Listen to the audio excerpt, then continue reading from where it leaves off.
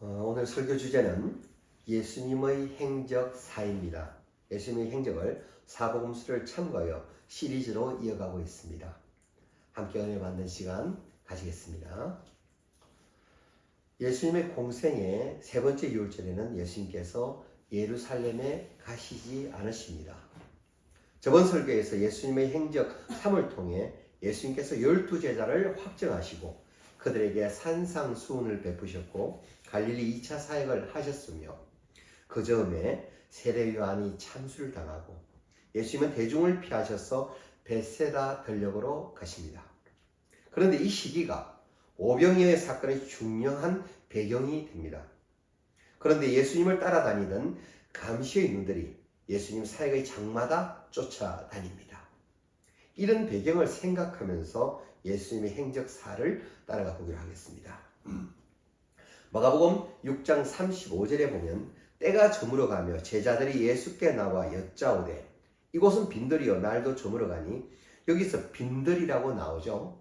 사실 벳세다 들녘은 그냥 빈들이 아니에요.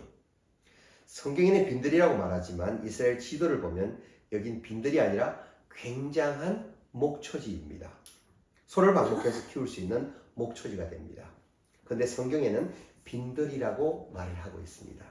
왜 마가는 빈들이라고 표현하고 있는 걸까요?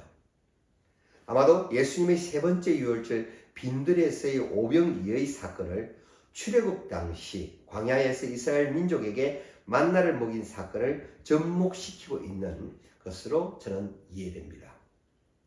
마가는 출애굽 때 광야에서 만나를 먹었던 사건과 유월절에 빈들에서 오병이어의 표적을 통하여 사람들을 먹이신 사건을 연결주고 싶어서 그렇게 기록한 것 같습니다. 그런데 위에서 말씀했듯이 오병이어 사건, 이때가 대중을 피하던 시기였다는 것이 중요하다고 했습니다. 왜 사람을 피하기 시작하셨을까요? 왕성하게 활동하시다 말고 무슨 소식을 들었어요? 세례 요한이 참수당했다는 소식을 듣고 예수님은 대중을 피해서 벳세다 들녘으로 가셨습니다. 예수님은 사람들을 피해 간 장소까지 남자만 5,000명이 따라붙을 정도면은 여자와 어린아이까지 합하면은 대략 15,000명, 2만 명 정도의 많은 사람이 예수님을 쫓아다니고 있는 중이라 예측됩니다. 이것은 당시 예수님 인기가 크게 달한 상황을 반증하는 것으로 설명됩니다. 그런 사회적인 배경 가운데 예수님이 행하신 일이 바로 오병이어의 표적을 나타내신 겁니다. 오병이어 사건이 있은 이후에 사람들은 예수님을 임금 삼으려고 마음을 먹게 되었습니다. 그들은 우리에게 떡을 줄 수 있는 자라면 예수 혁명 정부가 들었어도 되겠다. 로마를 뒤집어 엎어도 되겠다. 그렇게 생각하게 만들어서 예수님을 그들의 왕으로 모시려고 했다는 거죠. 요한복음 6장 15절을 보겠습니다. 그러므로 예수께서 그들이 와서 자기를 억지로 붙들러 임금으로 삼으려는 줄 아시고 다시 혼자 산으로 떠나셨다라고 나옵니다. 예수님의 행적을 통해서 사람들은 뭐를 바라봤느냐? 떡을 바라봤다 이 말입니다. 그 떡 때문에 예수님을 왕 삼으려고 하고 있다는 겁니다. 중요한 건 뭐냐? 표적과 기사가 있는 곳에는 늘 표적과 기사에만 사람의 눈이 가게 되어 있다는 거죠. 그러나 표적과 기사는 언제나 증거일 뿐이에요. 중요한 건 표적과 기사를 행하는 분이 누구이신가와 그 의미가 중요한 것이지 그 표적과 기사는 그분이 하시는 일의 증거일 뿐인데 사람들은 표적에 눈이 멀어 있다는 겁니다. 즉 그들은 표적 때문에 쫓아다니고 있는 중이라는 겁니다. 정말 중요한 것은 표적이 중요한 게 아닙니다. 오늘날에도 우리는 자꾸 표적만을 보려고 한다는 거죠. 사실 그분에게 있어서 5,000명을 먹이는 건 아무것도 아니에요. 하나님이 광야에서 몇 명을 먹이셨어요? 250만 명. 그것도 40년 동안이나 만나와 메추라기와 반석을 쳐서 물을 솟아나게 하셔서 먹이셨던 분인데 그분에게 있어서 5,000명 먹이는 건 아무것도 아니죠. 예수님이 왜 이런 표적을 행하셨을까? 현실적으로 불가능한 일을 예수님께서 하나님께 의뢰하여 해결책을 찾는 과정을 보여주시기 위함이었습니다. 오병이어의 표적을 행하는 장소는 어디입니까? 광야입니다. 즉 집회장소 근처에는 그 많은 사람들에게 먹을 것을 공급한다는 것은 현실적으로 불가능하였습니다. 하지만 예수님은 인간이 준비한 것을 업신여기지 않고 그것을 기반으로 하늘의 놀라운 은혜와 축복을 전달해 주십니다. 이 사건은 예수님의 사역 중 음식을 통한 표적으로 그 의미가 워낙 크기에 사복음서에 모두 수록되어 있습니다. 마태복음 14장 13절로 21절, 마가복음 6장 30절로 44절, 누가복음 9장 10절로 17절, 요한복음 6장 1절로 15절에 자세하게 수록되어 있습니다. 참고하시기 바랍니다.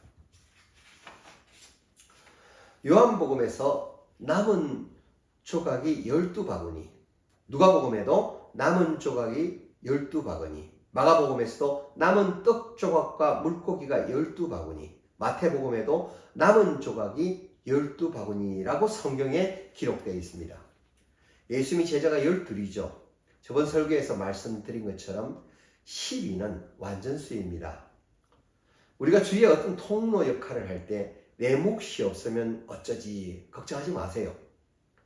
다른 사람들은 물고기 한 마리, 떡 한 덩어리를 받아 먹었을지 몰라도 예수님께서는 주님의 일에 통로가 되는 자들에게는 아마도 한 바구니씩 돌아가게끔 배려해 줬을 거라는 것을 예상합니다. 내 주머니에 돈이 뚝 떨어져도 믿음을 갖고 계세요. 아멘.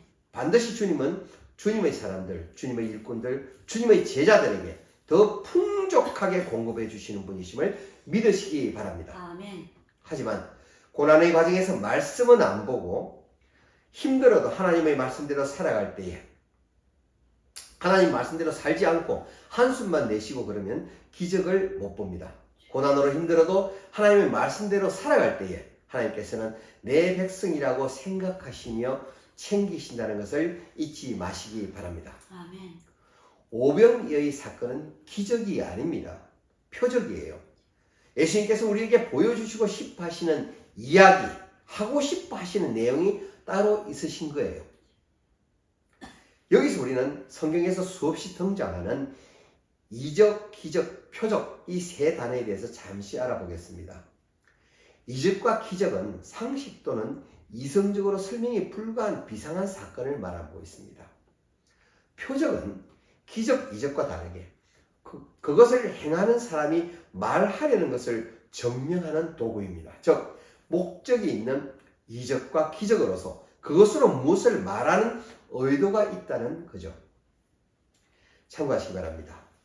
요한복음 6장 14절에 보니까 그 사람들이 예수께서 행하신 그 표적을 보고 말하되 이는 참으로 세상에 오실 선지자라 하더라. 그들이 말해온 선지자가 있다는 거죠. 그 선지자가 누구였습니까? 신명기 18장 15절로 22절에서 모세가 이야기했던 나중에 선지자가 올 건데 내게 말하는 자의 말을 들어라. 내 이름으로 말하는 자의 말을 너희들이 들어야 살 것이다. 즉 모세가 말하는 선지자가 분명히 이분일 거야. 비록 이분이 메시아라고 확신하고 깨닫는 것은 아니라 하여도 적어도 하나님이 보내신 분이란 그런 어떤 믿음은 그들이 가지게 된 것입니다. 요한복음 6장 15절을 가보겠습니다. 자기를 억지로 붙들어 임금 삼으려는 줄 아시고 다시 혼자 산으로 떠나가셨습니다.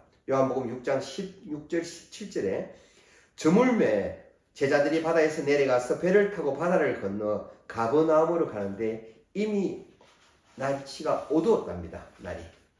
요한복음 6장 28절에 보니까 우리가 어떻게 해야 하나님의 일을 하오리까? 라고 묻고 있어요. 무슨 뜻이냐? 그들이 자기들 나름대로 정리를 일차 한 거예요.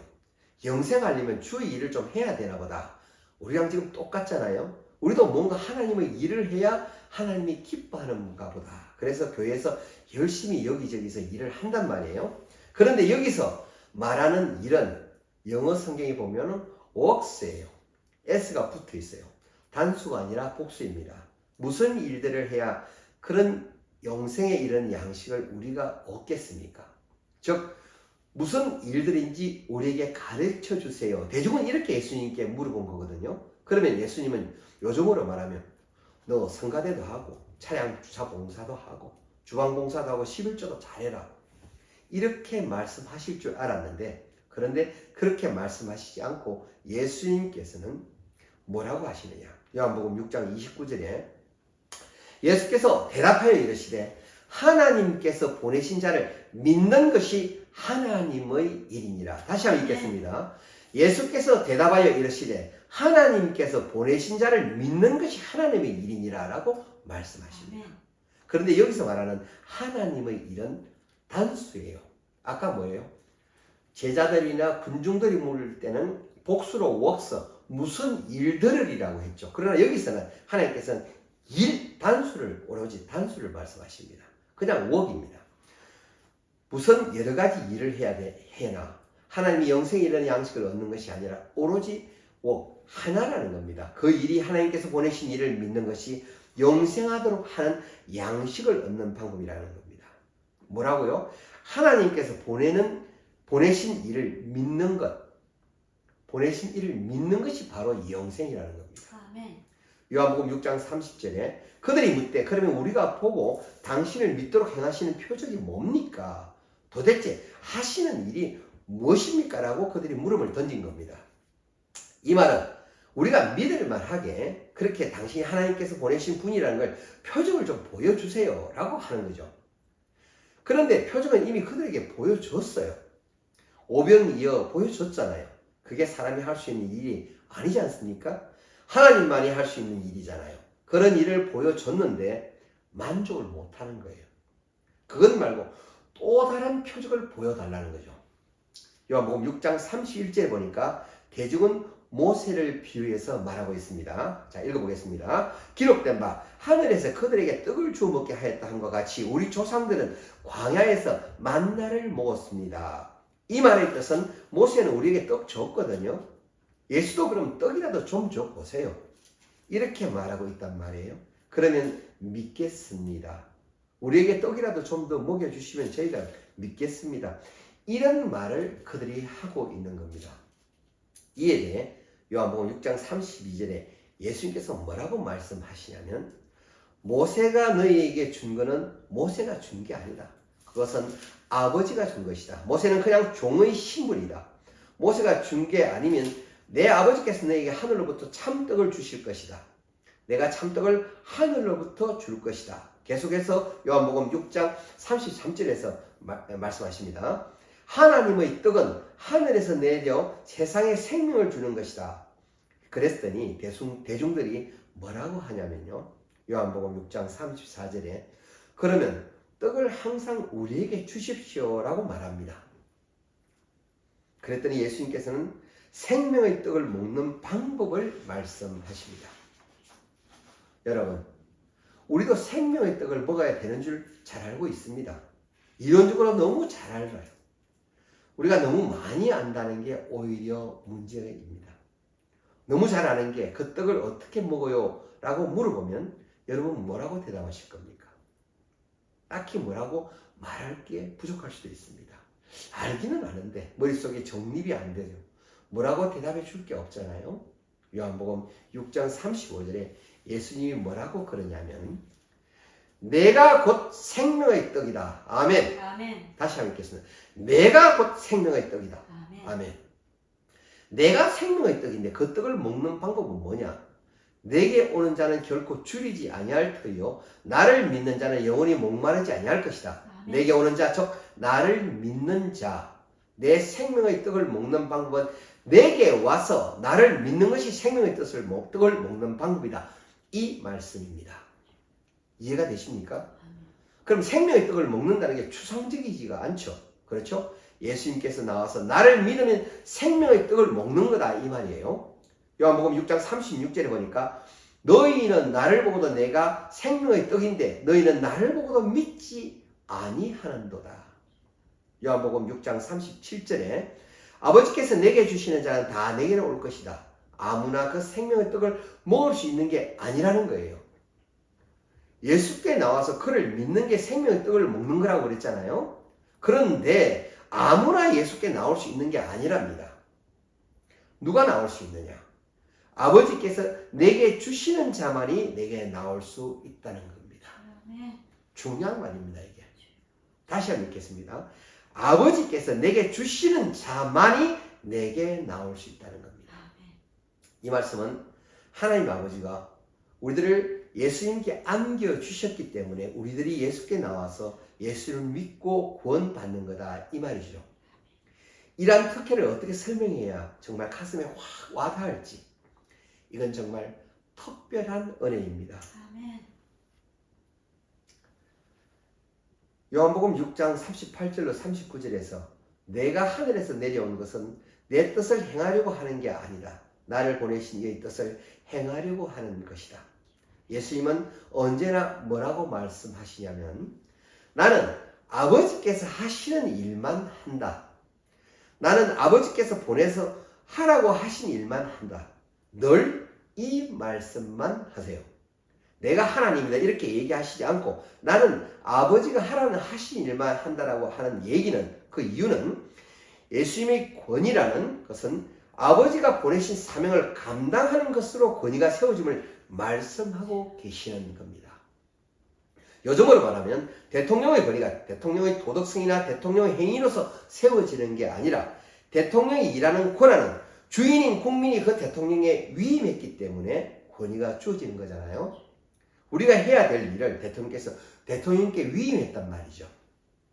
이것을 대의정치라고 하는데, 예수님도 예수님이 하늘로부터 온 자라는 것을 증명하기 위해서는 아버지가 위임한 일을 하는 것으로서 그분의 권위가 세워지는 거다, 이 말씀을 하고 계신 겁니다. 그래서 늘 예수님은 뭐라고 하시냐면, 나는 아버지께서 보내시는 일을 하라고 여기 왔다고 말씀하고 계신 겁니다. 아버지께서 나를 보내서 하라고 하신 일이 뭘까요, 그럼? 죽으라고 그래서 예수님은 끝까지 그 일을 하시기 위해서 털 깎이는 어린 양처럼 침묵하고 가시는 겁니다. 할 말이 없어서가 아니라 그 일을 함으로써 내가 하나님이라는 걸 보여주는 증거이기 때문에 그렇습니다. 여러분이 하나님의 자녀라는 것을 증거하려면 여러분도 하나님이 하라고 하는 일을 해 나가야 됩니다. 그것으로서 사람의 권위가 세워지는 거지 사람들이 세워지는 권위가 아니란 말입니다. 요한복음 6장 39절에 나를 보내신 이의 뜻이 그럼 뭔가? 나를 보내신 이의 뜻은 내게 주신 자 중에 내가 하나도 잃어버리지 아니하고 마지막 날에 다시 살리는 그것이다. 아멘. 즉 내게 보내주신 자들을 살리는 게 아버지의 뜻이라는 말씀입니다. 요한복음 6장 40절에 내 아버지의 뜻은 아들을 보고 나에게 보내주신 자를 살리는 건데, 나에게 보내주셔서 하나님이 아들을 보고 믿는 자마다 영생을 얻게 하는 것이 하나님의 뜻이며 마지막 날에 하나님께서 그들을 다시 살릴 것이다 라고 말씀하십니다. 그랬더니 요한복음 6장 42절에 보니까 자기가 하늘에서 내려온 떡이라고 하니까 유대인들이 예수에 대해서 수근거리기 시작했습니다. 뭐라고 수근거리냐면요, 6장 42절에 당신의 요셉의 아들 예수이며 예수의 부모를 우리가 잘 아는데 어찌 당신이 하늘에서 내려왔다 하느냐라고 말하며, 예수님께서 내가 떡이라고 하는 것에 대해서 그들이 시비를 걸고 있는 게 아니라 내가 하늘에서 왔다라는 것에 대해서 시비를 걸고 있는 겁니다. 이러한 그들의 말은 아예 믿고 싶어하는 마음 자체가 없다는 것입니다. 요한복음 6장 43절로 45절에 예수께서 대답하시되 너희는 서고 수근거리지 말라. 즉 너희들이 수근거린다고 답 나오는 게 아니다. 내가 너희들 뭐 때문에 수근거리는지 다 알고 있어. 나를 보내신 아버지께서 이끌어주지 아니하시면 아무도 내게 나올 수 없다. 예수님에게 나와서 믿어야 영생에 이른 열매를 너희가 먹을 텐데 누구든지 나에게 올 수 있는 것이 아니라 일단은 그보다 앞선 절차가 있다는 거죠. 아버지께서 이끌어 주셔야 된대요. 아버지께서 이끄시는 절차가 있은 다음에 우리가 예수께로 나아갈 수 있는 거라 말씀을 하고 계신 겁니다. 그러기에 믿음 없으신 분이 누구에게 예수님을 전함을 받았다면 그것은 엄청난 축복이 되는 것입니다. 그런데 선지자의 글에 이렇게 나와 있다는 겁니다. 요한복음 6장 45절에 다 하나님의 가르침을 받으리라 기록됐은즉 아버지께서 듣고 배운 사람마다 내게로 오느니라. 아버지께 나오는 게 먼저 절차라고 말씀드렸잖아요. 근데 누가 아버지께 듣고 예수께로 나오느냐? 아버지께 듣고 배운 사람이 예수께로 나온대요. 뭐라고요? 아버지께 듣고 배운 사람이 예수께로 나온답니다. 그러니까 하나님이 이끄신다는 말은 뭐와 동일하다고 말하냐면 아버지께 듣고 배웠다는 말과 동일한 의미라는 겁니다. 이해되십니까? 어떻게 아버지께 듣고 배운다는 말이냐? 그럼 우리가 하나님에게로 가야 된다는 말인가? 누군가 하나님에게로 가서 말을 듣고 온 사람이 있단 말인가? 이런 의문과 오해를 할 수 있습니다.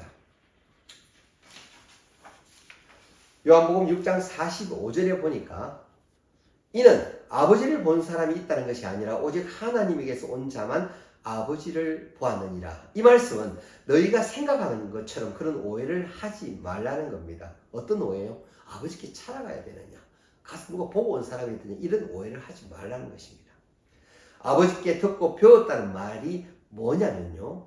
구약 성경이 말씀하고 있는 것을 정말 신실한 마음으로 받아들이고 중심으로 따르는 자, 그런 사람이 아버지께 듣고 배운 사람이라는 겁니다. 구약을 제대로 공부하지 않았기 때문에 구약에서 너희가 믿고 싶은 것만 골라 읽었기 때문에 구약이 말하고 있는 메시아, 신약에서 와서 메시아인 내가 말하는, 즉 예수인 내가 말하고 있는 것들을 너희들이 믿지 못한다는 것이다.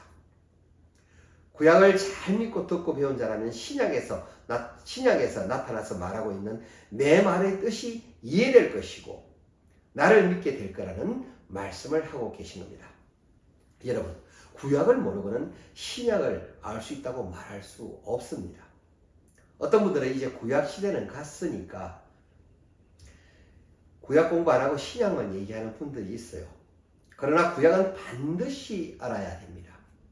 구약의 말씀을 믿고 그렇구나, 그런 분을 보내신다는 거구나, 그런데 그분이 이분이구나 라고 여러분들이 믿어진 것은 아버지께서 여러분들을 인도해 오신 거란 말입니다. 아버지께서 여러분들을 이끌어 오시는 방법은 구약을 통해서, 선지자를 통해서 하신 말씀, 그것이 여러분들을 이끌어 오신 거란 말입니다. 구약의 말씀이 누구한테 준 게 아니에요. 구약의 말씀은 단 한 사람한테 준 게 절대 아닙니다. 전 세계에 말씀을 주신 겁니다. 그런데 그 말씀을 받아들인 자는 그가 이방인이라 할지라도 하나님의 백성이 되는 것이고, 그걸 받아들이지 않는 자는 비록 이스라엘 민족이라 하여도 하나님의 백성이 되지 못하는 겁니다. 하나님의 비전이 열방이니까 하나님은 누구에게나 말씀 주시고 누구나 이끌기 원하셨습니다. 그런데 이렇게 이끌어서 예수께 나오게 했는데도 구약의 말씀을 믿지 못하는 자는, 내가 믿고 싶은 복의 말씀만 믿는 자는 예수를 이해할 수 없다는 것입니다. 구약을 제대로 이해하는 자는 예수님을 받아들이고 믿을 수 있다는 말을 하는 겁니다. 즉 하나님 아버지를 만나야 된다는 말을 하고 있는 겁니다. 요한복음 6장 47절입니다. 진실로 진실로 너에게 이르노니 믿는 자는 영생을 가졌나니. 이 말은 여러분 신앙생활 잘하면 복 받는다, 이런 말이 절대 아닙니다. 예수 믿으면 천국 간다, 이런 말도 아닙니다. 믿는 자는 영생을 가졌다는 말은 영생을 가진 자는 거꾸로 말하면 믿어진다는 것입니다. 오늘 설교 앞부분에 어떤 절차가 있었나요? 하나님이 이끌어 오시고 예수께로 나와 믿어지는 이전에 그분의 이끌림을 받아서 구약의 말씀을 따라 나아가는 자는 이미 영생을 가진 자라고 말합니다. 그러니까 그런 자는 예수님을 볼 때 믿어진다, 이 말씀입니다. 여러분이 영생이 믿어진다면 이미 여러분 안에 영생이 있는 겁니다. 이것 또한 역설적입니다. 예수 그리스도가 하나님의 아들이라는 사실이 믿어진다면 이미 여러분 안에 영생이 자리 잡고 있는 것입니다. 영생이 뭐예요? 영원히 사는 것, 오래 사는 것 절대 아닙니다. 요한복음 17장 3절을 보겠습니다.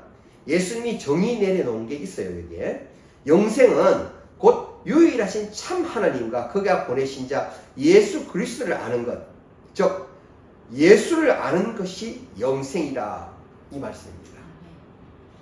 예수를 아는 자는 영생이 나에게 이미 있는 것을 너희들이 인정하는 것이 내 살과 피를 먹는 것이다.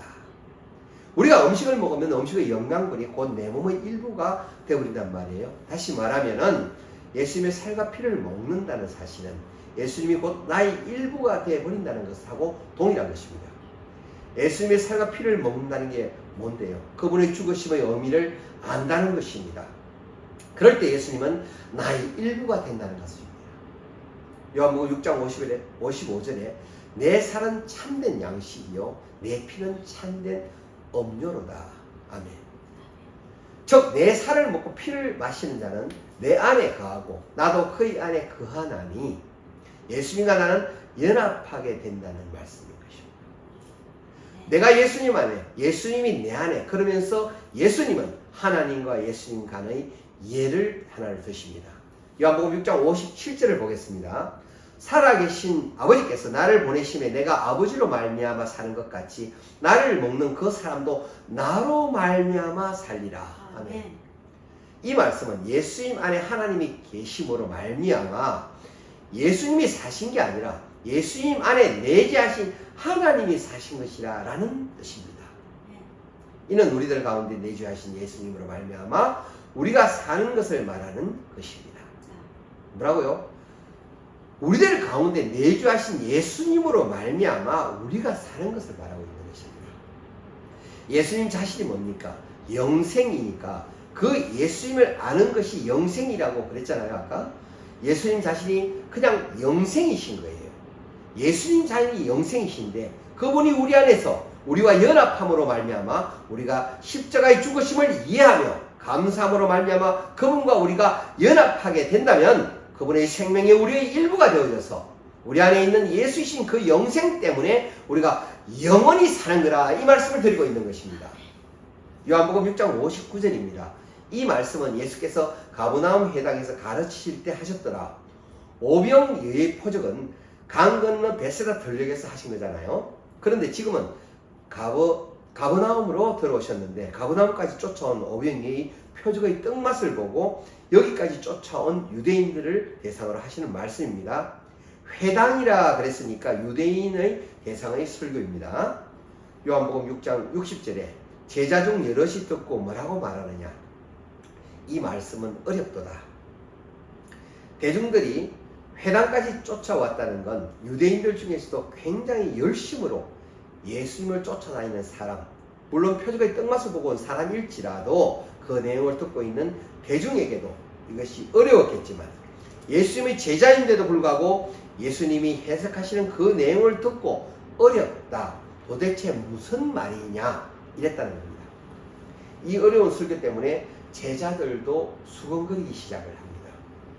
요한복음 6장 61절을 보겠습니다. 예수께서 스스로 제자들이 이 말씀에 대하여 수근거리는 줄 아시고 이르시되 이 말이 너에게 걸림돌이 되느냐?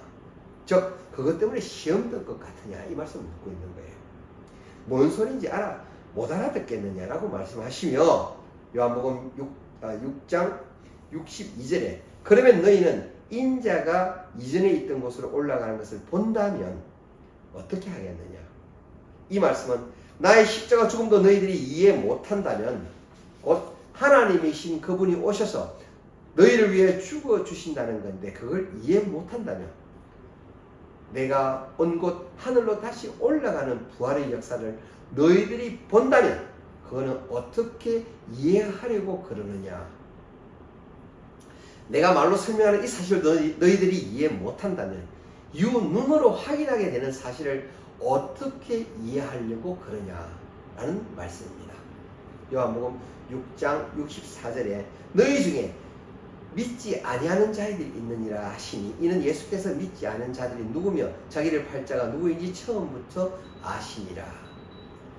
예수님의 표적을 보고 예수님의 떡맛을 보고 설명 들으러 온 사람들 중에는 예수님의 해석을 이해하고 예수님으로부터 영생에 이르는 열매를 먹게 된 사람도 있을 것이고, 그 중에는 이해를 못한 사람도 있을 것이며, 그 중에는 예수님을 팔려고 하는 자도 있다는 겁니다. 이렇게 여러 무리가 지금 예수님을 바라보면서 말씀을 듣고 있단 말이죠. 요한이 복음서를 작성하면서 가만히 생각을 해보니까 예수님이 이런 말씀을 하신 데 있어서는 예수님이 자기를 팔려고 하는 유다를 미리 알고 계셨구나, 그러한 뉘앙스로 하신 말씀이라는 것을 알게 되었다는 것입니다. 그러니까 가롯 유다가 예수님을 팔기로 작정한 시점이 언제냐면 바로 이 설교 다음으로 이해됩니다. 왜냐하면 가롯 유다가 기대했던 메시아는 이런 메시아가 그는 아니었어요. 정치적인 메시아란 말이에요. 혁명정부를 세울 메시아를 기다렸는데 예수님은 자꾸 뭐라 그럽니까? 내 살과 피를 먹어야 된다고 자꾸 그러니까 내가 이제 때나 따라다녀 봤자 내게 얻을 이익이 없겠구나 라고 그는 등을 돌려버린 거란 말이죠. 그런데 가롯 유다는 그런 것이 아니라 요한복음 6장 66절에 그때부터 그의 제자 중에서 많은 사람이 떠나가고 다시 그와 함께 다니지 아니하더라. 여기서 제자는 12제자를 말함이 아닙니다. 그동안 열성적으로 예수님의 설교를 들으며 예수님을 따랐던 자들을 말합니다. 제자들인데도 불구하고 예수님의 말씀을 이해하지 못해서 결국은 떠나가는 사람이 생겼다는 것입니다. 이 예배를 함께 하시는 성도님께서 예수님의 설교가 가슴으로 이해되어진다면 여러분에게는 큰 복이요 은혜인 줄 믿으시기 바랍니다. 이렇게 떠나가는 사람들이 생긴 시점이 오병이어의 표적 직후였습니다. 예수님을 왕으로 삼겠다고 하는 사람들과 예수님의 말씀을 좀 들어보자 하는 사람들의 무리 가운데는 떠난 사람이 많았다는 겁니다. 요한복음 6장 65절입니다. 내 아버지께서 오게 하여 주지 아니하시면 누구든지 내게 올 수 없다 하였노라. 이전에 요한복음 6장 45절에서 말씀하셨던 것이죠. 아버지께서 이끌지 않으면 예수께로 나올 자가 없다라고 말씀하고 계시는 겁니다. 이 말씀은 뭘 의미한다고 그랬습니까? 말씀으로 인도함을 받고 나서야 예수께서 올 수 있다는 얘기라고 했죠. 지금 그 말씀을 하고 계신 겁니다. 요한복음 6장 67절입니다. 많은 사람들이 떠나가니까 예수께서 12제자에게 이르시되 너희도 가려느냐? 다른 사람이 이렇게 떠나가니까 너희도 갈래? 그랬더니 베드로가 또 정답을 말합니다. 주여, 영생의 말씀이 주께 있사온데 우리가 누구에게로 가오리까? 아멘. 정말 명답을 베드로가 예수님께 말씀을 드립니다. 아마도 예수님께서 매우 마음에 흡족해 하실 거라 생각됩니다. 요한복음 6장 70절로 71절에 예수께서 대답하시되 내가 너희 12를 택하지 아니하였느냐? 그러나 너희 중에 한 사람 마귀니라. 이 말씀은 가롯 시몬의 아들 유다를 가리키십니다. 그는 12제자 중에 하나도 예수를 팔자니라 라고 말씀을 하십니다. 예수님께서 이 말씀을 반복해서 하세요. 가롯 유다가 예수님을 팔아서 많은 로마인들에게 끌려가는 그 순간까지 예수님은 누가 나를 팔자인가 얘기를 계속하고 계시거든요. 왜 자꾸 그런 얘기를 하실까요? 남들은 다 눈치채지 못했어도 그러나 유다는 알고 있습니다. 자기 마음을 읽고 계시다는 것을 알아요. 그러면 그렇게 말씀하실 때마다 예수님은 다 알고 계시는 분이구나. 그러면 그때서라도 자기가 했던 결심을 돌이켜야만 했던 것입니다. 예수님은 가롯 유다가 회개할 기회를 여러 차례 주시는 겁니다. 나를 팔자를 내가 안다는 사인을 자꾸 주시는 겁니다. 너는 알지? 네가 나를 팔 거라는 것을. 내가 알고 있다는 거 너 알지? 남들은 다른 제자 누구야? 누구를 갖고 얘기하는 거야? 이러는데 전혀 눈치 못 챌 정도로 가롯 유다는 완벽했단 말이죠. 예수님이 알고 있다는 사실을 유다가 깨달았다면 돌이켰어야 했습니다. 예수님을 배신하고 팔 사람으로 작정하고 가롯 유다가 세상에 태어났던 게 절대 아닙니다. 하찮게 쓰고 버리려고 태어난 사람은 세상에 하나도 없습니다. 아수르나 바벨론도 페르시아도 하나님은 선지자를 보내서 하나님의 말씀을 통해서 그들이 구원에 이르게끔 길을 열어주셨단 말이죠. 그러나 그들이 거부했기 때문에 그들에게 심판이 온 것입니다.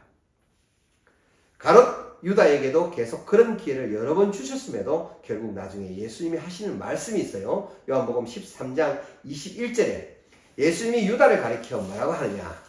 내가 민망하여.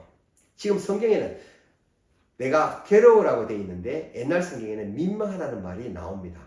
민망하다는 말은 내가 능력은 있는데 능력을 행할 수 없을 때 나는 민망하다는 거예요. 다윗은 성전을 지을 수 있는 능력이 충분한 사람입니다. 그런데 하나님이 다윗 보고 성전 짓지 말라고 했을 때 다윗이 민망해지는 것과 같은 것입니다. 예수님은 가룟 유다를 예수님을 배반하고 팔지 않을 자로 만들 수 충분히 있었습니다. 그런데 예수님은 그렇게 억지로 안 하시는 겁니다. 예수님은 이 자가 그런 짓을 못하게 막을 수 있는 능력이 충분히 있는데도 그 능력을 행할 수 없을 때 민망하시다 이렇게 표현하신 겁니다. 예수님은 그의 자유의지를 꺾지 않으십니다. 유다 한 사람의 자유의지를 꺾는 것은 곧 모든 인류의 자유의지를 꺾어버리는 것입니다. 다만 돌아올 수 있도록 자꾸 기회를 주시는 겁니다. 내가 안다. 팔자가 누구냐? 이 가운데 팔자가 있다. 내 포도주의 떡을 담그는 자가 그다. 계속해서 그런 얘기를 하시는 것은 그에게 돌이키라고 회개하라는 기회를 주고 계시는 겁니다. 가룟 유다가 결국 자기 예수님을 팔리고 작정했던 그때가 바로 오병이어 사건 직후였다는 것입니다. 여러분, 그러니까 오병이어 사건이 굉장히 중요한 사건입니다. 그 다음에 세 번째 6월절부터 초막절 때까지 이어지는 일들을 살펴보겠습니다. 초막절 때는 갈릴리에 계시지 않고 유다로 가시기 때문에 초막절 직전까지 무슨 일을 하시나 그 내용들을 보겠습니다. 그러한 과정 중에 예수님께서 계속해서 많은 일들을 하시는데 거기에도 여전히 감시의 눈이 따라다니고 있다는 걸 여러분들이 아시기 바랍니다. 마태복음 15장 1절을 가보겠습니다. 그때에 바리새인과 서기관들이 예루살렘으로부터 예수께로 나와 이르되 당신의 제자들이 어째서 장로들의 전통을 범합니까? 떡 먹을 때 손을 씻지 아니하나이다. 율법도 아니고 전통에 의해서 지키지는 그런 율법들, 구전율법이라고 하거든요. 바리새인과 서기관들은 그런 것들을 왜 안 지키는지 따지는 겁니다. 예루살렘으로부터 파송된 사람들, 즉 예수님을 감시하는 그 사람들이 끊임없이 지금 예수님을 쫓아다니고 있다는 것을 잊지 마시기 바라는 겁니다. 결국 이들에 의해서 예수님은 십자가에 못 박히게 되십니다. 따라서 그들의 눈을 의식하고 성경을 읽어가는 것은 굉장히 중요한 관찰입니다. 예수님께서는 이때 대중을 떠나셔서 이방 나라로 돌아다니시면서 제자들을 훈련시키십니다. 베세다에서 표적을 베푸셨고 가버나움으로 가셔서 설교하셨습니다.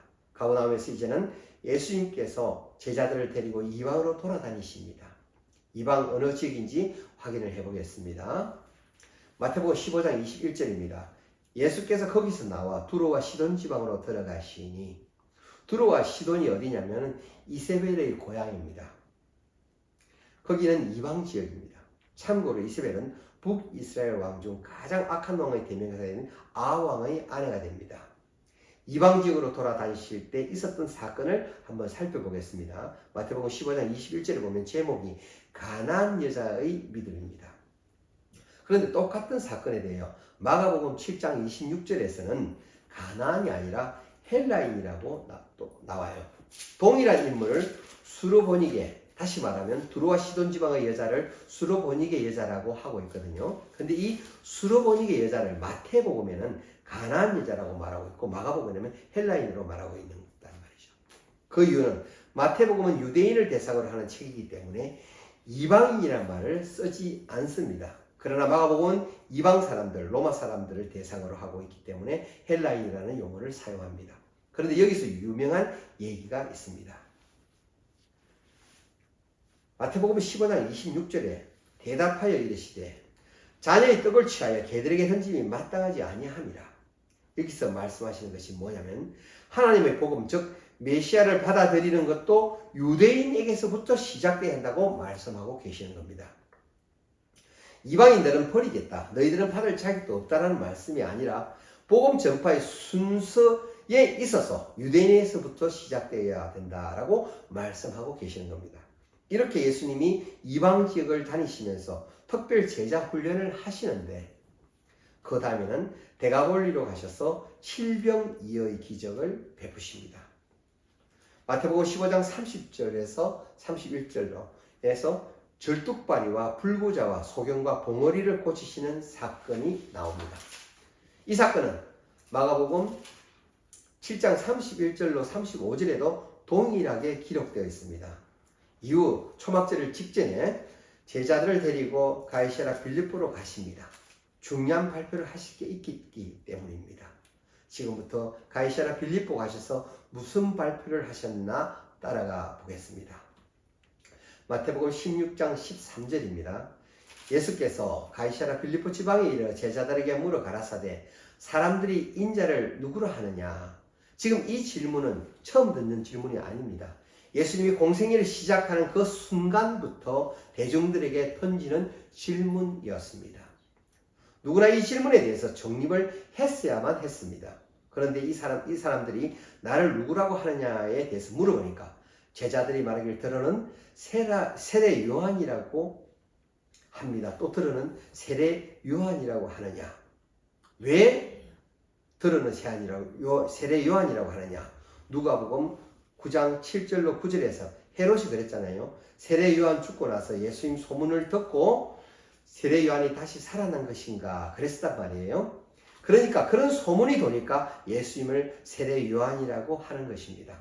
들어는 엘리야, 구약에서 엘리야가 다시 오리라 그랬잖아요. 그러니까 예수님을 엘리야라고도 그럽니다. 또 어떤 이는 에레미야 선지자의 하나라 합니다. 왜 에레미야라고 그럴까요? 에레미야의 죽음에 대한 언급이 성경에는 없습니다. 그러니까 그들이 구전에 의하면 에레미야는 죽지 않았다, 성천했다 라고 알고 있거든요. 그러니까 그들은 이분이 그 에레미야가 아닐까라고도 말하는 것입니다. 그런데 예수님이 듣고 싶은 것은 사람들의 그런 고백이 아니라 예수님의 제자인 너희들의 고백을 듣고 싶다라는 겁니다. 마태복음 16장 15절에 너희는 나를 누구라고 하느냐 그랬더니 시몬 베드로가 이렇게 말합니다. 주는 그리스도시요 살아계신 하나님의 아들이시니이다. 아멘. 이러니 베드로가 예수님께 얼마나 믿음을 받았겠습니까? 여기서 참고로 그리스도라는 말은 헬라어이고 메시아라는 말은 히브리어입니다. 같은 의미로 공이 무슨 뜻이냐면 기름 부음 받은 자라는 뜻입니다. 그런데 이렇게 고백한 베드로에게 예수님이 뭐라고 말씀하시냐면 마태복음 16장 17절에 예수께서 바요나 시모나 네가 복이 있도다. 참고로 바요나 시모나에서 앞에 바라는 말이 들어가면은 누구누구의 아들이라는 뜻입니다. 즉 바요나 시모나 이 말은 요나의 아들 시모나라는 뜻입니다. 여기서 시몬은 베드로의 히브리어 본명입니다.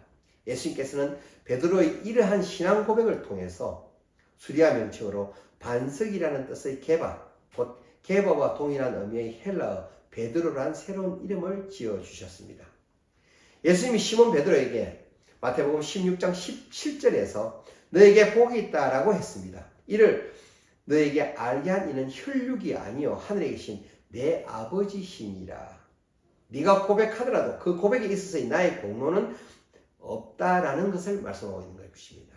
하나님께서 우리에게 그렇게 하게 해 주셔야 할 수 있다는 거라는 겁니다.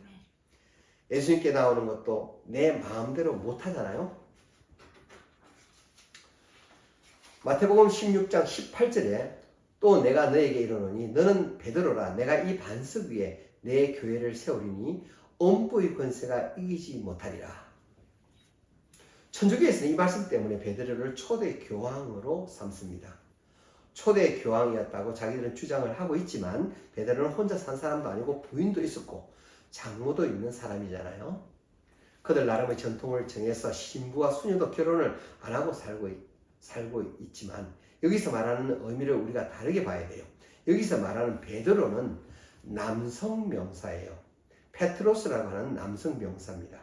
그런데 반석이라고 하는 말은 페트라라고 하는 여성 명사예요. 뭐라고요? 페트라라는 여성 명사예요. 너를 페트로스 하겠다. 그런데 나는 이 페트라의 교회를 세우겠다. 이 말은요, 이 베드로를 가리켜 하고 있는 말이 아니에요. 다시 말하면 예수님이 이 말씀하실 때 페트라라고 하는 이 반석은 여성 명사라고 말씀드렸잖아요. 베드로를 가리키는 뜻과 다른 용어라는 말입니다. 예수님께서 베드로와 제자들을 훈련시키실 때 옆에 판신이라고 하는 암각을 파서 신을 섬기는 신전이 있었습니다. 오늘날 가면 거기를 메꿨지만 예수님이 당시에 설교하실 때 판신을 섬기는 그 신전 위에 내 교회를 세우겠다. 다시 말하면 로마의 신인 판신의 신전 위에 내 교회를 세우겠다고 말하시고 계십니다. 즉 로마의 권세 위에 내 권세인 교회를 세우겠다고 하신 말씀입니다. 다시 말하면 교회라는 것은 무엇이냐?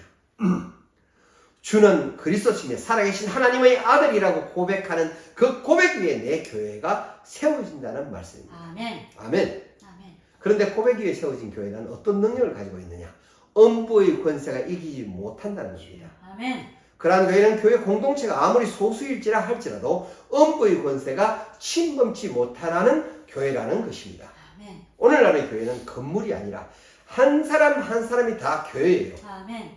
우리가 비록 작은 교회의 교인일지라도, 비록 내가 이름 없는 교회라 할지라도 내 입에서 나온 주는 그리스도시요 살아계신 하나님의 아들입니다라고 고백을 했다면 나는 곧 그 고백 위에 세워진 교회가 되는 겁니다. 아멘. 아멘. 나에게 어떤 권세를 주셨나? 음부의 권세가 이기지 못하는 권세를 주신 거예요. 그게 교회의 능력입니다. 아멘. 그것이 교회의 위대함입니다. 아멘.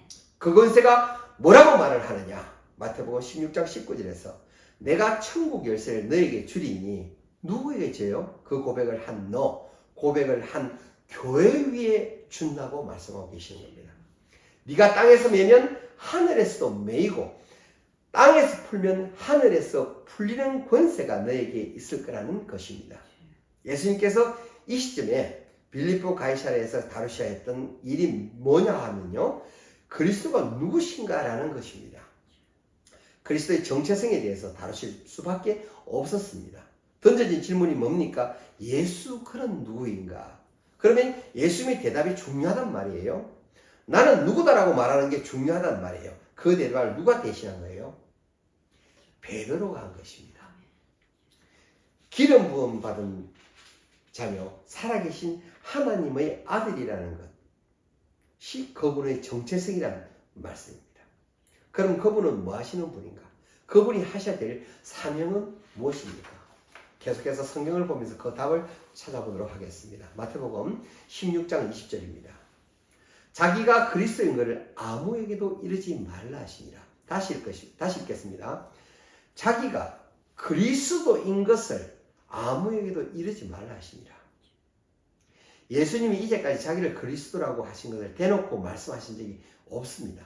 그런데 여기서는 내가 그리스도인 것을 아무에게도 얘기하지 말라라는 말씀은 곧 거꾸로 말하면 곧 나는 그리스도라는 말과 마찬가지 말씀이십니다. 처음으로 본인이 그리스도이심을 나타내신 겁니다. 공식적으로 얘기하고 있는 장면이란 말이죠. 그런데 그런 그리스도가 하는 일이 있다는 거예요. 그리스도가 가지고 있는 사명이 있다는 것을 말씀하고 계십니다. 마태복음 16장 21절입니다. 이때부터 예수 그리스도께서 자기가 예루살렘에 올라가 장로들과 대제사장들과 서기관들에게 많은 고난을 받고 죽임을 당하고 제3일에 살아나야 할 것을 제자들에게 비로소 나타내시니라. 주여. 그분이 하셔야 되는 사명이 뭐냐 하면은 우리 죄인들의 죄를 대속하시기 위해서 죽으셔야 한다는 말씀입니다. 그분의 정체성과 그분의 사명, 그분은 그리스도시며 살아계신 하나님의 아들이시면서 그분이 하셔야 될 일은 죽는 일입니다. 이게 기독론입니다. 우리가 신학에서 배우고 있는 기독론이 바로 그리스도의 정체성에 대해서 이야기하고 있단 말이죠. 음부의 권세를 이기는 권세를 교회에게 주셨다고 했는데 그 교회가 세워지고 나면 무슨 일이 생기는지를 한 번 더 알아보겠습니다. 마태복음 16장 24절에 누구든지 나를 따라오려거든 자기를 부인하고 자기 십자가를 지고 나를 따를 것이라. 예수 그리스도가 이 땅에 오신 게 죽으시기 위해서 오셨어요. 이 땅에 오셔서 죽으시고 난 다음에는 무슨 일이 있겠는가? 교회가 세워진다는 말씀을 예수님이 미리 하고 계신 겁니다. 교회가 세워지고 나면 지금 우리가 마태복음 16장 24절에서 본 것처럼 핍박을 받게 될 거라는 거예요. 교회가 작은 크건 핍박을 받게 되는 게 순리예요. 여러분, 우리가 전도할 때 예수 믿으면 복 받습니다, 이렇게는 전하지 마세요. 왜냐하면 그렇게 알고 왔기 때문에 그들이 시험을 받으면 떠나고 맙니다. 예수님 믿고 나서 반드시 우리에게 따르는 것이 뭐냐면 핍박이 따르라는 게 순서예요.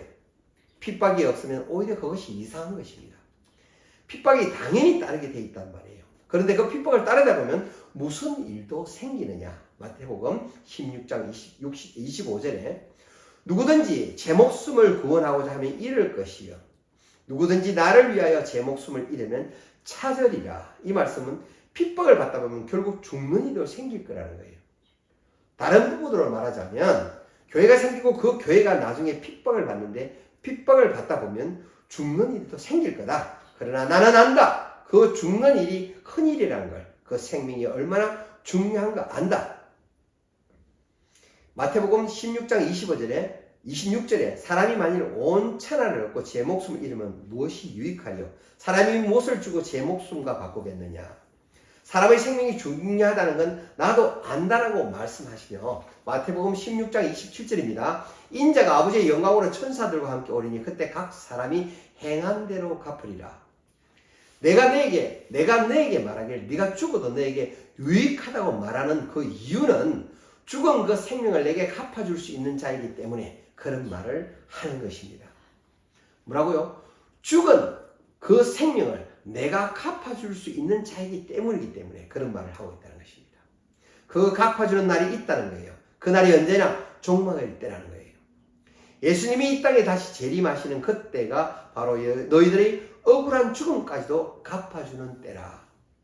이 말씀이십니다. 즉 보응해 주시는, 신원해 주시는 날이 바로 그때라, 이 말씀을 하고 있는 것입니다. 예수님은 여러 가지 지금 신학을 정리하고 계세요. 아까는 기독론을 정리하시는데 이번에는 교회론을 정리하셨습니다. 교회론이 무엇입니까? 예수님에 대한 고백과 함께 세워진 공동체가 바로 교회라는 겁니다. 그런 고백을 한 사람 한 사람이 모여있는 공동체가 바로 교회라는 겁니다. 교회는 건물이 아니라는 거예요. 교회가 어떤 것인지를 이야기하는데 그 교회는 반드시 핍박을 당하다가 결국은 죽을 수 있다는 거예요. 그것이 개인이든 교회 공동체든 죽고 고난당하는 것이 당연히 있을 수 있다. 그러나 그것은 너희들에게 유익하다. 왜? 마지막 때에 그것을 갚아줄 수 있는 내가 다시 올 거기 때문이다. 종말론에 대해서도 이야기를 하고 계십니다. 마지막 때에 그걸 갚아줄 때가 있다는 그 사실을 지금 미리 얘기하고 계신단 말이에요. 간단하게나마 기독론, 교회론, 종말론을 한꺼번에 지금 다루고 계시는 겁니다. 내가 그렇게 말할 수 있는 권세가 있는 자이기 때문에 나는 생명을 줄 수 있는 것이다. 나 자체가 누구니까? 내가 곧 영생이니까. 생명을 얻게 하는 길이기도 하지만 그 생명 자체이기도 하라는 말씀을 하고 계신 겁니다. 마태복음 16장 28절에 진실로 너에게 이르노니 여기 섰는 사람 중에 죽기 전에 인자가 왕권을 가지고 오는 것을 볼 자들도 있다. 이렇게 말씀하시니까 제자들에게는 예수님이 금방 오시겠구나 라는 기대가 있었습니다. 그런데 결국은 그들이 깨달은 건 금방 오시는 거 아니구나, 그걸 깨닫게 되었습니다. 그 이후에 예수님의 교훈을 잊지 않기 위해서 성경은 기록하기 시작했단 말이죠. 뭐라고요? 금방 오실 줄 알았는데 금방 오시지 않으니까 이것을 남겨야 되겠다. 그래서 양피지에 성경을 기록하기 시작을 했다는 겁니다. 그런데 인자가 왕권을 가지고 온다는 것이 그럼 무슨 얘기냐? 금방 오신다고 했잖아요. 왕권을 가지고. 이게 무슨 뜻인지 알아보겠습니다. 예수가 죽고 부활하신 이후에 30년도 안 돼서 복음이 어디까지? 로마까지 갔습니다. 요즘처럼 교통이 발달한 사회도 아니고 전화가 되는 시대도 아니었습니다. 그럼 하나님의 왕권이 어디까지 임했다는 겁니까? 로마까지 임했다는 겁니다. 30년 그 짧은 세월 속에 하나님의 왕권이 거기까지 임하는 걸 본 자들을 말하는 겁니다.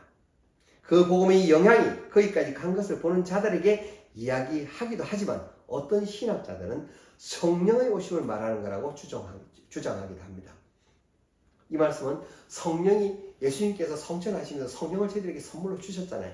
그 성령의 오심을 말하는 거라고 신학자들은 말도 하기도 한다는 것입니다. 하여간 그런데 그런 과정 중에 마태복음 17장 1절 2절에서 보면 엿새 후에 예수님이 베드로 야고보와 그 형제 요한을 데리고 누구로? 베드로 야고보 그리고 형제인 요한을 데리고 높은 산에 올라가셨다고 했는데 그 높은 산이 어디냐? 헬몬산 또는 변화산이라고 하는데요. 그 변화산에 가서 뭘 봤느냐? 그들 앞에서 예수님이 변형되사 얼굴이 해같이 빛나며 옷이 빛과 같이 희어졌더라. 아멘. 예수님은 제자들에게 그런 변형된 모습을 왜 보여주셨을까요? 지금까지 내가 가이사랴 빌립보에서 가서 정립시킨 신학, 내가 그렇게 말할 수 있는 권세가 있는 자다라는 걸 보여주시기 위해서 제자들에게 시각적으로 교육을 시키신 겁니다. 나중에 베드로가 설교하면서 이 내용을 다시 얘기를 합니다. 내가 그럴 때 봤다. 예수님의 그런 모습을 내가 그분의 영광된 모습을 내가 봤다. 베드로가 그렇게 설교를 합니다. 근데 여기서 본 빛은 우리가 보는 이런 빛, 햇빛과는 다릅니다. 나중에 예수님이 이 땅에 다시 오실 때 우리가 예언서를 보면 이런 내용이 나옵니다. 마태복음 24장 29절에 그때는 달이 그 빛을 잃고 해가 그 빛을 부끄러워한다고 나옵니다. 예수님의 영광 앞에 그 빛이 부끄러움을 당한다는 것입니다. 그 빛은 우리 눈으로 볼 수 있는 그런 빛이 아니에요. 육으로 감각하는 빛이 아닌 것입니다. 그것은 예수님의 영광을 표현하는 겁니다. 그런데 예수님을 예표했다는 존재들이 예수님과 함께 있는 것을 제자들이 목격합니다. 즉 모세, 엘리야, 예수님이 함께 계신 것, 왕, 제사장, 선지자가 함께 있는 것을 보면서 예수님은 그런 분이시라는 것, 즉 기름 부음 받은 자라는 것에 대한 증거를 시각적으로 제자들에게 보여주신 겁니다. 가이사랴 빌립보에서 예수님이 중요하게 하실 발표가 있다고 했는데 그것이 바로 내가 예루살렘으로 갈 거다라고 말씀하십니다. 그런데 예루살렘은 뭐하러 가신다고 그랬어요? 죽으러 가신다고 하셨습니다. 이전에 살펴본 마태복음 16장 21절에 말한 것이 첫 번째 순환을 고지하시는 내용입니다. 마태복음 17장 22절로 23절에서 다시 또한 순환을 고지하십니다. 죽임을 당하고 제3일에 살아나리라 하시니 그 제자들이 매우 근심하더라. 이것이 두 번째 순환 고지입니다. 그리고 세 번째 순환 고지는 마태복음 20장 18절로 19절에서 말씀하십니다. 예수님이 왜 그렇게 세 번씩이나 말씀하시는가? 예수님이 이렇게 말 안 하고 죽으시면 그냥 불의의 사고를 당한 것으로밖에 여겨지지 않는 겁니다. 그런데 예언을 하셨기 때문에 그 예언에 대한 성취로서 예수님에 대한 권위를 세우시는 것이기에 세 번씩이나 말씀하실 수밖에 없었다는 겁니다. 그런데 문제는 제자들이 지혜롭지 못해서 예수님이 예루살렘으로 올라가신다고 하니까 그들은 무슨 생각을 그때부터 하느냐? 와, 바로 이때다. 예수 혁명 정부가 드러나는 때가 드디어 이때구나 라고 생각하는 겁니다. 예수님께서는 분명히 세 번이나 나는 죽으러 간다라고 말씀하셨는데 그 소리가 그들의 귀에는 들리지 않는 겁니다. 사람은 생각하고 싶은 걸 생각하는 경향이 있습니다. 내가 믿고 싶은 것만 믿는단 말이죠. 그러니까 제자들은 예수님이 올라가신다고 말씀하시니까 뭐부터 생각하죠? 그러면 혁명 정부의 내각을 결성해야지. 예수님 오른쪽에 누가 앉지? 그럼 왼쪽에 누가 앉지? 이걸 갖고 싸우기 시작했다는 겁니다. 예수님은 죽으러 가신다고 이야기하고 계신데 제자들은 신이 나가지고 어깨가 으쓱해져서 네가 수제자니까 너는 오른쪽에 앉고 그런 나는 너 뒤따라 다니니까 왼쪽에 앉고 등등 이런 것들을 언론하고 있는 중이란 말이죠. 제자들은 동상이몽주의입니다. 그런데 이것들이 잘못된 것이라는 걸 빨리 깨닫지 못하고 언제까지 이 싸움을 계속하고 있느냐 하면 예수님이 십자가에 달리시는 마지막 주간 목요일 날 세족식 하잖아요. 그 순간까지도 제자들은 뭘 생각하고 있냐면 누가 예수님이 오른편에 앉을 것인가. 즉 무슨 싸움을 하냐면 누가 더 수제자인가를 놓고 싸움을 하고 있다는 겁니다. 그래서 나오는 성경 구절이 마태복음 18장 1절입니다. 천국에서 누가 큽니까? 예수님께 물어보는 겁니다. 왜? 제자들끼리 싸우세는 해결책이 안 나오는 거예요. 어떤 기준으로 예수님 오른편에 앉아야 하는지 모르겠다는 거예요. 그들이. 예수님께 물어보는 겁니다. 누가 큽니까? 그랬더니 마태복음 18장 3절에 예수님 뭐라고 했냐? 어린아이들과 같이 되지 아니하면 결단코 천국에 들어가지 못한다. 여기서 어린아이 같다라는 건 그만큼 순진하고 깨끗하라는 말씀도 되지만 어린아이는 엄마에게 매달릴 수밖에 없는 존재입니다. 하나님이 보실 때 천국에 들어갈 수 있는 사람은 어떤 사람이냐? 하나님께 매달리는 사람만이 천국에 들어갈 수 있다는 것을 말씀하시는 겁니다. 그런데 마태복음 18장 6절에 보니까 누구든지 나를 믿는 이 작은 자 중 하나를 실족하게 하면 차라리 연자맷돌이 이 금옥에 달려서 깊은 바다에 빠뜨리는 것이 나으니라 라고 말씀하십니다. 왜 갑자기 생뚱맞게 연자맷돌을 이야기하시는지. 여러분이 예수님은 설교하실 때 보이는 것을 가지고 설교를 하십니다. 옆에 지나가다 포도나무가 보이면 포도나무를 가지고 설교하신단 말이에요. 모든 보이는 소재들을 가지고 설교를 교재로 사용하셨습니다. 가버나움은 연자맷돌의 주 생산지입니다. 그러니까 예수님이 왔다 갔다 하실 때 주변에 보이는 게 연자맷돌이었던 겁니다. 그래서 연자맷돌을 들어 말씀하시는 거라 유추됩니다.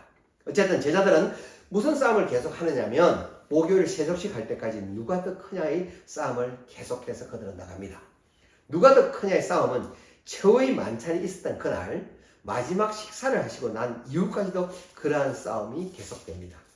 그러니까 제자들은 끝까지 깨우치지 못하는 겁니다. 그때까지 예수님을 따라다녀도 예수님을 제대로 모른다는 겁니다. 이러한 제자들의 분위기를 알고 계셔서 다음에 예수님의 마지막 설교들이 귀에 들리실 수 있습니다. 예수님은 드디어 예루살렘으로 올라가실 준비를 하십니다. 예루살렘으로 올라가시면서 이제는 이곳에 못 오실 겁니다. 그래서 예수님은 다시 가버나움으로 잠깐 돌아오십니다. 마태복음 17장 22절에 갈릴리로 모일 때 예수께서 제자들에게 이르시죠. 인자가 장차 사람의 손에 넘기워. 예수님께서 이제 갈릴리로 오셨습니다. 그런데 갈릴리는 큰 도시 명칭이잖아요. 갈릴리 어디로 오시냐면 가버나움으로 오셨습니다. 마태복음 17장 24절에 가버나움이 이르니라고 나옵니다. 예루살렘으로 이동하는 분위기를 보셔야 되겠 이렇게 이동하는 동선을 체크하고 있는 것입니다.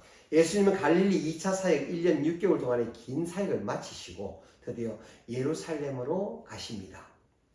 오늘 우리가 함께한 내용 중에 우리에게 무엇이 남아있어야 될까요? 예수님이 제자들에게 너희는 나를 누구라고 하느냐? 라고 물으신 것처럼 우리에게는 언젠가 하나님이 물어볼 때가 있다면 그때는 우리가 아는 지식으로 대답하는 것이 아니라 날마다 예수님을 묵상함으로 내 입에서 바로 터져나오는 고백이 되어야 할 줄로 압니다. 아멘. 예수님이 그렇게 설교를 통해 말씀했는데도 제자들은 깨닫지 못했습니다. 베드로는 주는 그리스도시요 살아계신 하나님의 아들이라고 고백까지 했지만 그것 또한 완벽하게 깨닫지는 못했습니다. 우리는 누가 크냐의 싸움을 하는 제자들처럼 어리석은 행동을 하는 자가 되지 말아야 할 것입니다. 아멘. 예수 그리스도를 아는 것이 하나님의 일이라고 했습니다.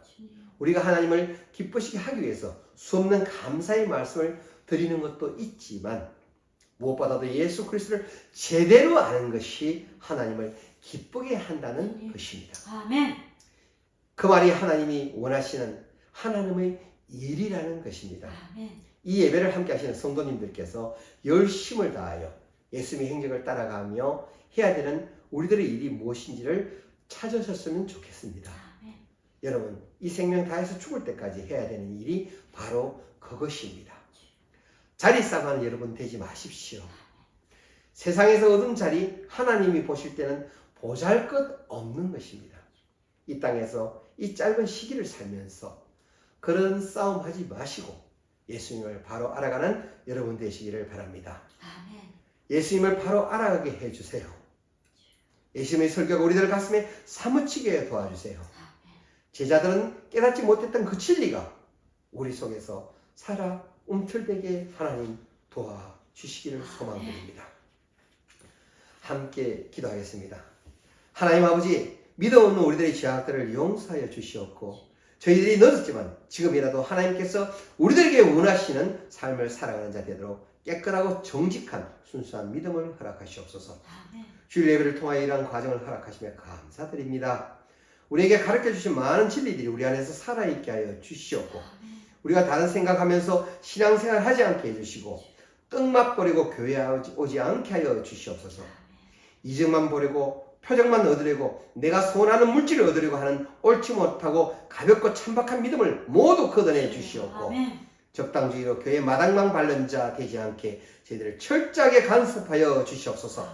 3년을 따라다니면서도 많은 표적과 예수님의 설교를 들었음에도 곧바로 깨닫지 못하는 제자들과 같이 되지 않게 저희들에게 지혜를 허락하여 주시옵고 우리가 예수님의 설교 속에서 영생을 얻는 은혜로운 자들이 될 수 있도록 하나님 인도하여 주시옵소서.